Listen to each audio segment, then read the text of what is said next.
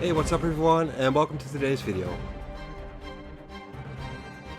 This episode will guide you through the issues of the New Mutants published by Marvel Comics in 1984. Issue number 12.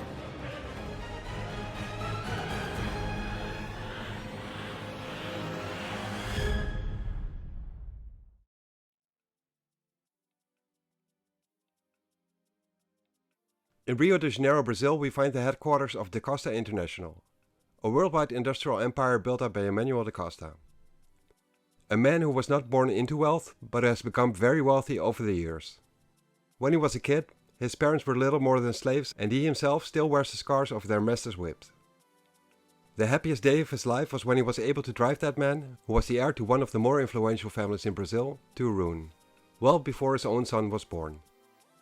After that, for the rest of his life, if Emmanuel da Costa wanted something, he would get it done. And heaven help anyone foolish enough to get in his way. As Emmanuel has made his way to the top floor of the building, he gets greeted by his son, Roberto. Emmanuel was not ready for this. Roberto is sitting in his father's chair and tells him he should have probably called him to let him know that he was coming to visit him, but he wanted his arrival to be a surprise to his father.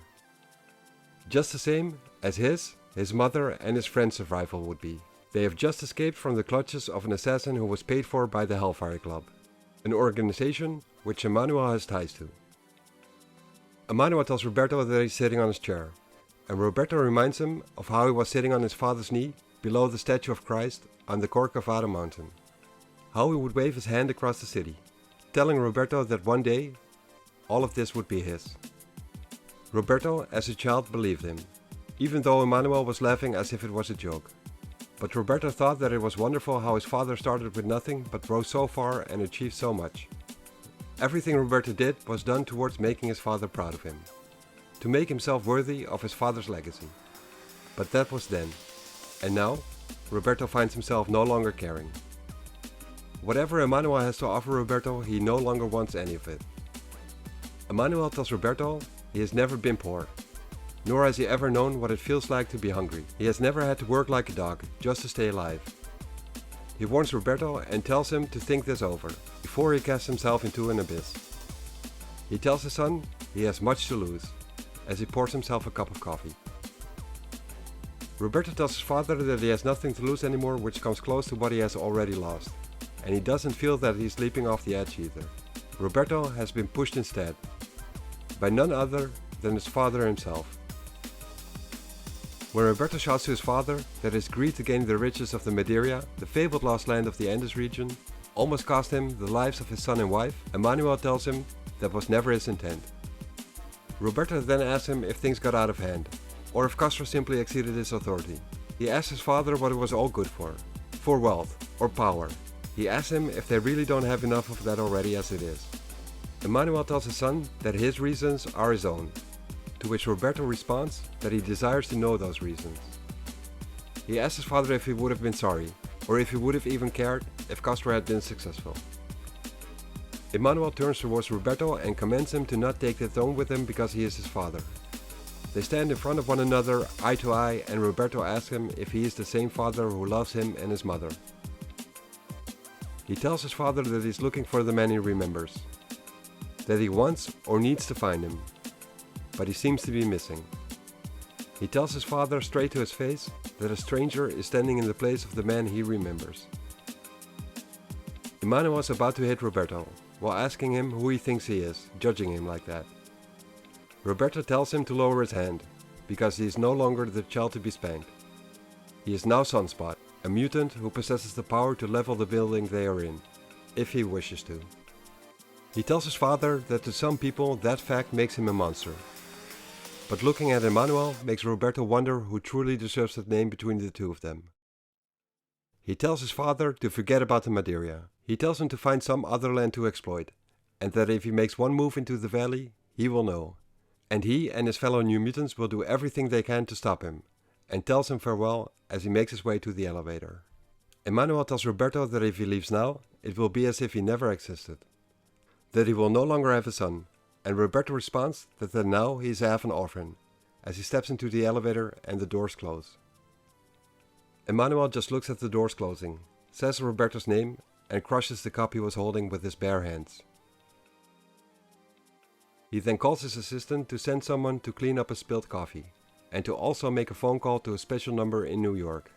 She says she will, and on the other end, Sebastian Shaw, the Black King of the Hellfire Club, picks up.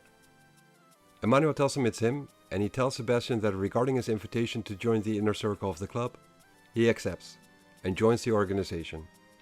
In the meantime, Roberto is taking off his tie and is getting angry with himself. He's disappointed in himself for losing his temper.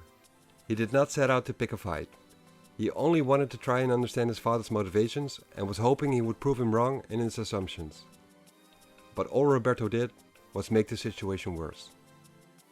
He then thinks back to a conversation he had with his mother about 2 weeks ago. He asked her to come along with him, but she told him her place, her work, was in the Madeira.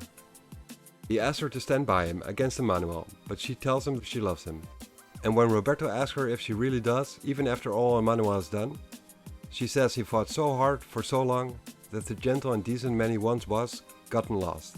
And she says that if those who love him will abandon him as well, he will never find his true self back again. But all Roberto can think of is that maybe the man Emmanuel is right now is his true self. At that moment, Roberto's teammate Danielle and her new friend Amara are enjoying a sunny day at the beach. Having lived all of her life in a secluded, outdated city in the middle of the jungle, Amara is new to a lot of things she is far from accustomed to, such as the bathing suit she's wearing, but also modern day people and the huge buildings in the city of Rio de Janeiro. Compared to today's standards, the city where she came from of Nova Roma is just a little village. Never has she seen an outstretched ocean or experienced the heat of the sun, since she never traveled far from the cloud-covered city she grew up in. The jungle, just outside of the valley she lived in, was warm as well, but not like this. Even the sunglasses she is now wearing can't prevent the bright sun from hurting her eyes. It's all too clear to her that she does not belong here. Even though she enjoys Danielle's company, she wishes she was back home. She recollects the discussion she had with her father, why he told her it's best for her to leave Nova Roma. He told her it would be for the better if she went away, even though it hurt him having to say that. Amara thinks it was easy for him to tell her that, but he told her it wasn't. He will miss her terribly, but as a father, and especially as the first senator of Nova Roma, sometimes a man must make decisions that go against his feelings, because it's for the best. Amara doesn't understand, and asks him why he still sends her away to the other side of the world. He tells her that the isolation which protected Nova Roma is slowly coming to an end. They will have to come to terms with the outside world, or get overwhelmed and destroyed instead. As he himself will learn the new ways through Roberto's mother's influence, so will she through the new mutants, and together they can help teach the rest of their people a new way of living. But not only that, she herself will be able to learn to control her new godlike abilities. Amara is growing angrier by the minute and figures that's the real reason her father wants to get rid of her. He tells her that's not true at all, but Amara says that she's heard people talking in the marketplace. How she's a monster and a freak, a demon changeling, left in the place of the senator's true daughter by the Black Priestess instead. Slowly the floor between them starts to crack, with smoke coming out of it, and then spurts of lava as well. She runs over to her father saying that she's sorry, that she didn't mean to and doesn't understand what she did. She says it just happened and asks for forgiveness. He comforts her and tells her not to cry, and all Amara can do is tell him she's scared and doesn't know what to do. He tells her that he is scared as well, and that she has the power over the earth that she doesn't understand, nor has control over. He tells her the other kids have told him that Amara is what they call a mutant, and that their teacher Charles Xavier shows them how to cope with their gifts, and he can also help her. He says it's necessary. If her powers are left unmastered, she may just turn into the monster some now already fear she is. He then tells her that she knows he is right, but she tells him that it doesn't hurt any less, and that she fears that she will never see him again. He says that that remains to be seen and is in the hands of the fates, but they will see each other again. If not here on Earth, then certainly in the Elysian fields of the afterlife, where her mother and his wife will welcome them both. She jokingly gets pulled out of her daydreaming by one guy accompanied by two others, telling her to not be so sad on a day as beautiful and a place as nice as this. Danielle tells the guys they prefer to be alone and gestures them to get lost. But the guy instead grabs Amara and tells her beauty such as hers should be for all to see, and that her mouth was meant to get kissed, as he forces a kiss on Amara's lips. She's shocked at this, gets angry and tells him to let her go and that she's not some hooker. The fury inside of her causes the ground below them to erupt and a fire starts. Danielle tries to warn Amara, but it's too late. A lava flow gets pulled from deep within the earth and unleashes outward, causing an instant volcano and disrupting everything on a peaceful beach. Instant chaos. Nearby, Rain steps into a church, hesitantly and almost fearful. It's a Catholic church and she just knows her reverend would never approve of her stepping in here. She desperately feels the need for prayer in the church and could not find any Scots Presbyterian one in the city. She figures the Lord wouldn't mind her stepping into this one, since they all believe in one God, as long as her prayers are towards Him. She feels a lot of guilt inside of her and wonders if God will even hear her prayers. She feels she's damned herself because of all that she's done, and has already been sentenced to be cast down in hell, even though she can't help what she is. Why she's become a wicked person that hurts others who haven't done her any harm. She regrets the fact that Amara and her father were almost killed, and their city was almost enslaved because of her. She thinks to herself how she loves her teammate Sam, but can tell that he is only really interested in Amara. She's seen the look in his eyes when they first met, and she's hated Amara for it ever since. And now, her best friend Danielle spends most of her time with Amara as well. She feels as if Danny has forgotten about her. Even though they call her a friend, she wonders if they even mean it and truly care for her. She wonders if they only tell her that because she's able to transform into Wolfsbane. At that moment, Sam comes storming in, telling her he's been looking all over the city for her, and that she has to come with him fast because they got big trouble. Amara has disappeared and Danielle figures they will need her wolf powers to try and find her. Somewhere else in the city, Amara is standing in the middle of a street, causing a traffic jam with cars constantly honking at her. She got carried along with the crowd at the beach, panicking to get away from there alive when the volcano erupted. And she's now been separated from Danielle in an unfamiliar busy city and has no idea where their hotel is. She has no idea where she herself is. The drivers in the cars keep honking and some start shouting at her as well, insulting her. She's totally disoriented and doesn't understand the laws of traffic. The whole situation is chaotic to her, and the sounds and the stench from the exhaust pipes do not help her situation at all. She can hardly breathe and has to find a way out of here, but everything makes so much noise. She's getting overwhelmed, a sensory overload. If only she could find a place where she can get some rest, somewhere cool where she can properly think. The sun keeps burning as well and she can't seem to handle it. She hates it. She wishes the Black Priestess had killed her. Then at least she would not have had to endure misery like this. She covers her eyes and desperately cries out for help in the middle of the street. Then a police officer comes to rescue her, ordering the people in their cars to stop honking. He guides her to the sidewalk and asks her if she's doing alright, telling her that this is not the proper way to dress if you're not used to the heat of the Brazilian sun. He asks her what her name is and where she lives, but she can't understand a word he's saying. The officer can tell that she's a foreigner. He suspects her condition to be the result of drug abuse and tells her to come with him to the police station, grabbing her tightly by the wrist. Amara struggles, trying to get free from his hold and starts panicking, jump-starting her powers uncontrollably once more, resulting in lava gushing out from the earth through the streets again. The officer is shocked and Amara wishes for this ordeal to be over. She doesn't want anyone else to perish because of her doing. Danielle, Rain, Roberto and Sam can hear the racket a few streets away and figure it must be Amara's doing. They rush towards where the blast came from and can see the building shaking. Glass is falling from shattered windows, and as they get closer, Sam says he hopes Amara hasn't caused too much damage. But as they turn the corner, they see a chaotic setting. The whole street is on fire with cars having been wrecked, and volcanoes having erupted and people trying to get safely away from the mess. The New Mutants feel responsible for Amara and for the chaos she created. Sam feels that they have to help out the authorities, but Danny tells him they seem to be doing just fine. She says that Amara is indeed their responsibility and that she would not be doing something like this intentionally. Something must be wrong, causing her powers to be so out of control, and they will have to find her before she causes another disaster, bigger than this one. Danielle asks if Rain can find a trail and she shapeshifts into her wolf form. Rejoicing in the fact of feeling the mind link she shares with Danielle again once transformed, she starts sniffing the surroundings. But the sulfur in the air from all this volcanic activity causes her to sneeze and she can't really find a clear trace. Roberto suggests they just follow the mess left behind by Amara and see if they can find her at that point. Danielle notices that Roberto is making a joke by complimenting himself on his bright idea, and figures his meeting up with his dad couldn't have been that bad. In the meantime, Amara has wandered off to an abandoned part of the city, where the conditions aren't much better, and she's starting to lose a grip on reality. She starts to pray to the sun god Helios and ask for him to end her torment, to have her inner fire be joined with the celestial glory in the form of the sun, and her wish is granted. Her humanity is being consumed. She's in pain as her blood begins to burn in her veins, like it's the molten lava of the earth.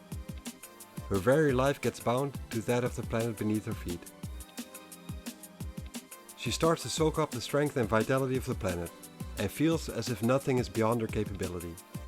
She has the power to lay waste to the entire city, takes a look at it, and does so. She sees nothing wrong in this, nor anything evil, because as a goddess, she should have her sacrifices, and she enjoys it. She can't wait to do more, reshape the face of the entire planet. Those who thought her to be a monster can now tremble before her righteous wrath, and if they won't, she will simply kill them. Or will she? A sudden stroke of self-awareness overcomes Amara as she envisions a wide gaping pit, with the Black Priestess standing at the bottom of that pit. Selene, a powerful mutant just like Amara herself, who slew her mother and tried to kill her as well. A mutant who regards the rest of humanity as nothing more than a prey, fit for her to slaughter and to feast on. Becoming disoriented and unbalanced, Amara falls to the ground, shouting out that she's not like her, and will not become like her. Lying on the ground in a deserted, ravaged and desolate place, she wonders if maybe it's already too late. Not sure if the destruction of the city was something she dreamt or if she really wrecked it. It's so hard for her to maintain control. It would be so much easier to just give up and give in. It's so very tempting. As she passes out, she prays to her gods to give her the strength to go on or to just simply let her die. In the meantime, some people have gathered around her, wondering if she's alright and decide to take her along with them. A little bit later, the New Mutants arrive on the scene, but they find Amara is already gone. Rain smells several scents, a mixture of things. She smells Amara, but also other people's scents. She can tell they carried her to a car or a truck and drove off. Sam says that it's all going to be fine, since Rain can track them with her heightened senses, while he pets her on the head, but Rain tells him to not ever do that again. She is not his pet. Sam apologizes and says he didn't mean it like that, but Rain tells him to keep his hands and thoughts to himself from now on. Rain then tells Danielle that she notices something strange in the air. Something is triggering her animal instinct to run away. Roberto says that years ago when he was in Peru with his parents, there was an earthquake and he says the atmosphere reminds him of that, a certain kind of unearthly stillness. Danielle fears that Amara might be building up to a big eruption, since she has been triggering small volcanoes and tremors all day now, and tells everyone they must hurry and find her. On the outskirts of Rio, perched on the hills, overlooking the city, is the shantytown Favela, or the slums of Rio. Amara is being taken care of by a small group of kids and one older sister. The older sister asks the rest of the kids why they brought her here, and her brother tells her they didn't know what to do with her. She tells her brother to just take a look at the girl they brought in. She is not one of them, and from the looks of her, she's probably never been poor like they have. And if she dies here, her death will most likely be on their heads. She tells her brother to take some money and find a payphone and call for an ambulance. But at that moment, the door to their house opens. They see Roberto in his Sunspot form, telling them that he has come for his friend. They think he's a demon, and Roberto can tell these kids are scared of him. Roberto was expecting thugs, or worse. That's why he powered up in advance, but changes back to his human form to tell them he means no harm and doesn't want to fight.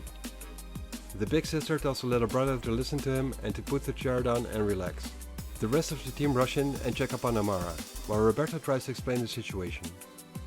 Danielle sees that Amara is sweaty, feverish and delirious, and figures that she has been struck by sunstroke. She says they will need to find a way to lower her body's temperature and asks if there's any place to get their hands on ice. A lot of ice, but she gets told they won't find any in this neighborhood.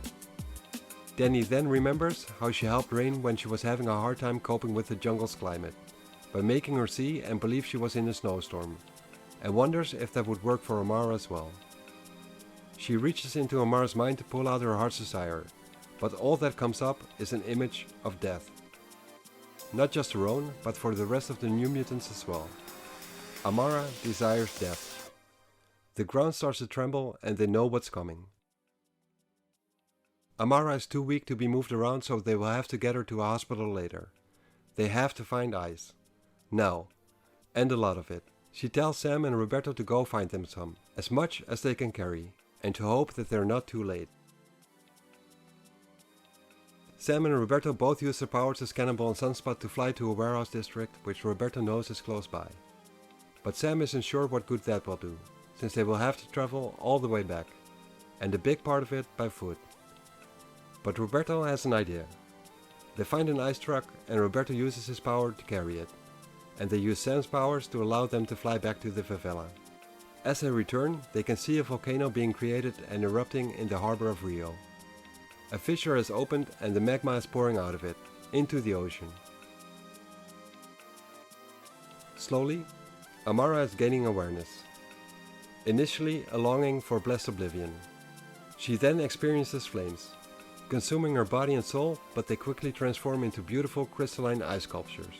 But they too shatter, and finally she opens her eyes. She sees Danielle and the rest of her friends, and asks if it's really them. Danny confirms this and tells her to remain calm and to not move.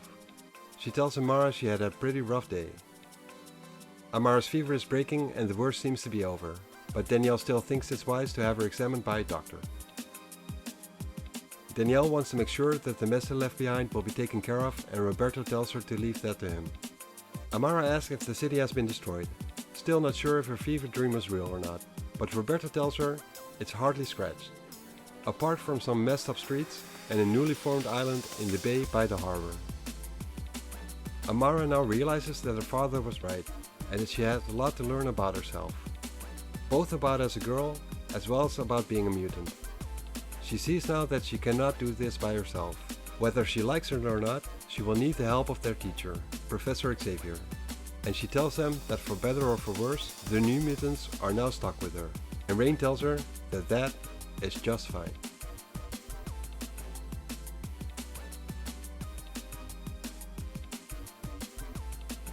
Thanks for watching this video, and I hope you enjoyed it. You can help growing this channel by hitting the like button and by subscribing if you haven't already subscribed. This tells YouTube that the videos I'm making should be recommended to others and would be very much appreciated. See you next episode.